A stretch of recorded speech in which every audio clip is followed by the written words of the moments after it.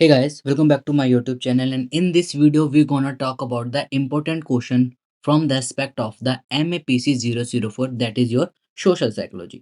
तो इस वीडियो में हम बात करेंगे क्या क्या इंपॉर्टेंट क्वेश्चन हो सकते हैं हर साल की तरह, जैसे कि मैं इस बार भी आपके लिए इंपॉर्टेंट क्वेश्चन लाया हूँ। सबसे पहले सोशल साइकोलॉजी के क्वेश्चन के बारे में बात करते हैं। तो ये है आपका जो सबसे पहला वाला सेक्शन होता है, सेक्शन ए, यानी कि 10 मार्क्स के क्वेश्चन। तो देखिए, वीडियो को स्टार्ट करने से पहले मैं आपको बता देता हूँ, ये जो एक वीडियो रहती है ये किसी ने स्पॉन्सर नहीं कर रखी है।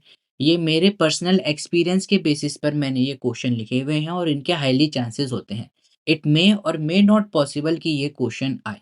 अगर आपको इन क्वेश्चंस के आंसर्स चाहिए तो हर एक आपकी जो पीडीएफ होगी वो 149 रुपए की पड़ेगी। उसमें आपको ये सारे क्वेश्चन के आंसर मिलेंगे। तो अगर किसी बच्चे को पीडीएफ लेनी है तो आप मेरे को मैसेज कर सकते हैं and I will send the PDF with rupees of the 149। ये क्वेश्चन मेरे अपनी तरफ से दिए गए हैं, यानी कि मेरे को लगते हैं कि इनको आपको आना चाहिए। अगर आपको पीडीएफ नहीं चाहिए, सिर्फ क्वेश्चन आप देखना चाहते हैं, तो क्वेश्चन आपको फ्री में यहाँ पर दिख जाएंगे। ये क्वेश्चन आप जरूर करके जाएं। अगर आप इन क्वेश्चन को करके जाते हैं तो definitely you will get more than the 30 और 35 अबव, यानी कि आपका 60 to 70% इसमें मार्क्स आने चाहिए ही चाहिए। आइए देखते हैं व्हाट आर द क्वेश्चन जो मैंने यहाँ पर लिखे हैं। सबसे पहले हमने बात करी है इथनोग्राफी के बारे में। इथनोग्राफी क्या होती है, what are the steps involve in it. अगर आप देखोगे, इथनोग्राफी आपकी रिसर्च के भी अंदर आती है और सोशल साइकोलॉजी के अंदर भी आती है। सेकंड क्वेश्चन हमने यहाँ पर लिया है, what is pro social behaviour. देखिए, प्रो सोशल बिहेवियर आपका 6 मार्क्स में बहुत बार पूछा गया हुआ है और आपका 3 मार्क्स में भी बहुत बार पूछा गया हुआ है। यहाँ पर मैंने किस एलिजिबिलिटी क्राइटेरिया से इन क्वेश्चन को चूज करा हुआ है, ये सारे क्वेश्चन आपको प्रीवियस ईयर में 2 से 3 बार पूछे गए हैं, कई तो 4-4 बार पूछे गए हैं। तो एटलीस्ट कम से कम 2 से ज़्यादा बार जो क्वेश्चन पूछे गए हैं, वो मैंने यहाँ पर लिखे हुए हैं। प्रो सोशल बिहेवियर आपको आना चाहिए, उसके रिगार्डिंग क्या-क्या थ्योरीज़ है, वो भी आपको आनी चाहिए। क्वेश्चन नंबर 3 की बात करते हैं, what do you mean by the crowd behaviour. Crowd का कैसे बिहेवियर होता है and discuss any 2 theories related to the crowd behaviour. अगर आप बात करोगे, देखिए क्राउड बिहेवियर में एक होता है आपका ग्रुप माइंड भी।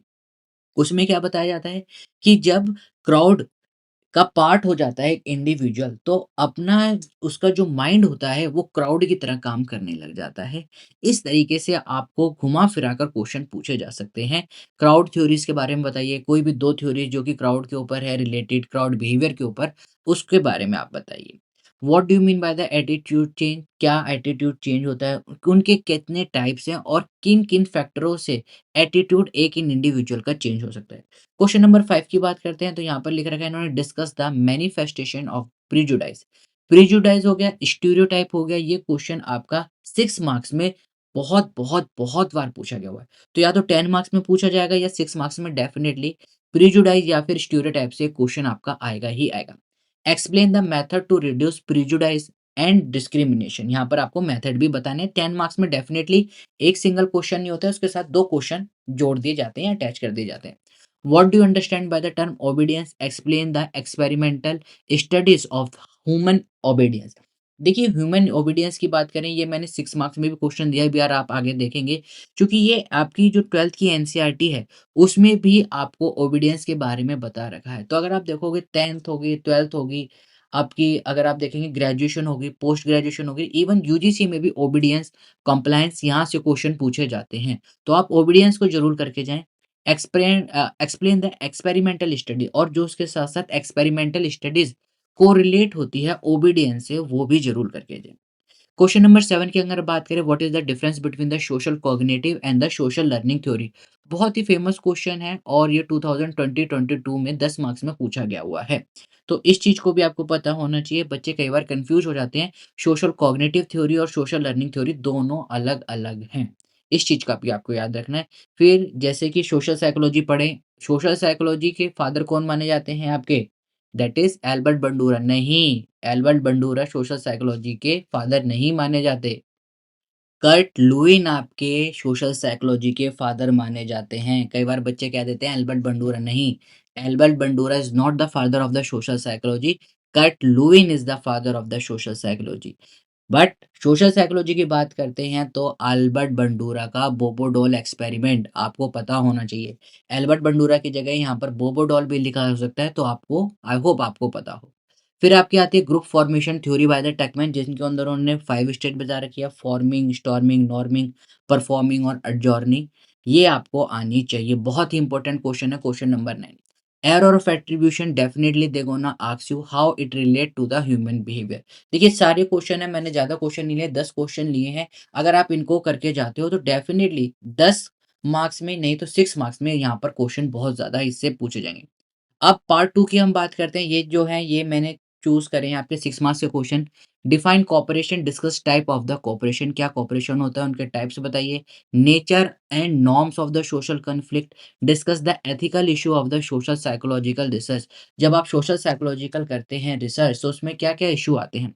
Role of schema and the prototype in information processing. Information processing में आपका क्या रहता है स्कीमा का रोल। जैसे कि आपको पता ही है एक प्री डिफाइन जो एरा रहता है वो यहाँ पर बात करिए।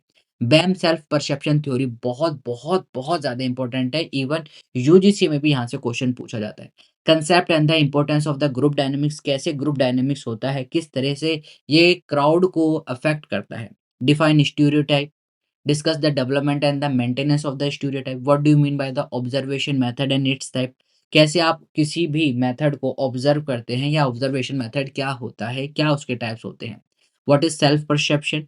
Discuss the theory of the aggression. Discuss conformity, compliance and obedience, या फिर इनके बीच में डिफरेंस पूछा जा सकता है। Again one of the most important question है यहाँ पर। 11 क्वेश्चन मैंने चूज जो करे हैं। आई होप इसके अंदर से क्वेश्चन पूछे। ऑल्दो मैंने जितनी बार भी अपना एनालिसिस करा है अराउंड 65 टू 75, कई बार 80 भी चला जाता है, but I will not brag about my self. तो अगर आप ये क्वेश्चन करके जाते हैं तो definitely you will clear your exam with the 70% और मोर देन दैट।